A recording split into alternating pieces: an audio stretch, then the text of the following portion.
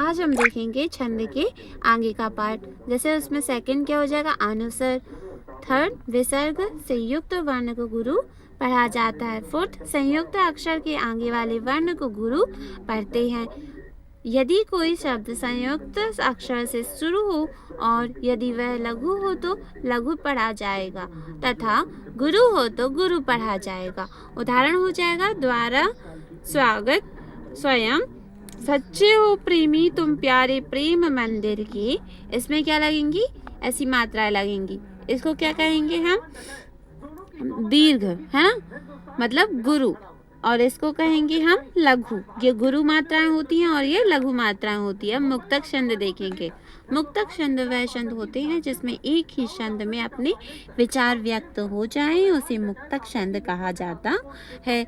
मुक्त छंद क्या होते हैं, वे छंद जो छंद के नियमों का पालन नहीं करते, जिसमें किसी भी प्रकार के अनुशासन को स्वीकार नहीं किया जाता, मुक्त छंद कहलाता है। आधुनिक काल की कविताओं में प्रायः मुक्त छंद का प्रयोग किया गया है। सूर्यकांत त्रिपाठी निराला को मुक्त छंद का जन्मदाता कहते हैं। Please subscribe the channel. अब हम देखेंगे रोला छंद।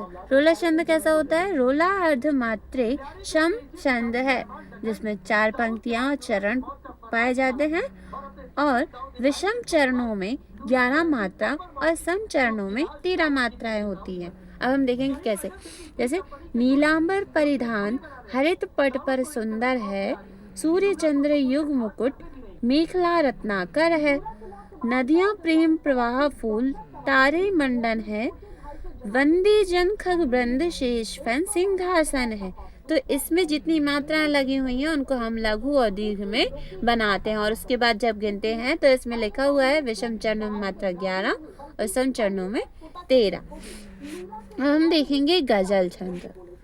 गजल उर्दू फारसी भाषा की रचना है जिसमें किसी भी बहर के आधार पर 2 पंक्तियों के एक लयात्मक जोड़े का निर्माण होता है। गजल में इन युग्मों की संख्या कम से कम 5 होनी चाहिए। प्रथम युग्म की दोनों पंक्तियों की तुक मिलती है तथा प्रत्येक युग्म की अंतिम पंक्ति की तुक प्रथम युग्म से मिलती है। उदाहरण हो जाएगा, कहाँ तो तय था चिरागा हर एक घर के लिए, कहा चिराग मैं ससुर नहीं शहर के लिए।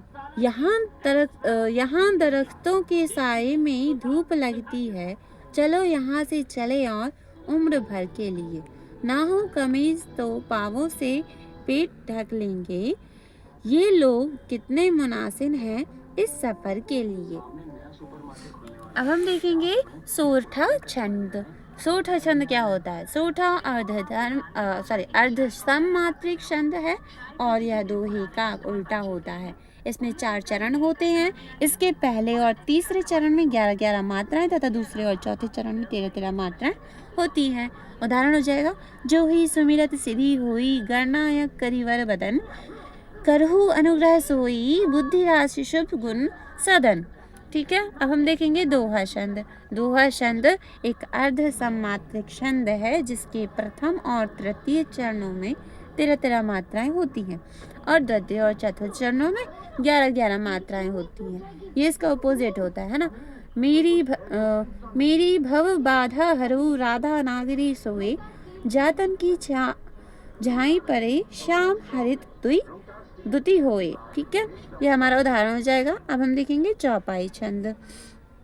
चौपाई एक सममात्रिक छंद है जिसके प्रत्येक चरण में 16-16 मात्राएं होती हैं। इसमें 4 चरण होते हैं।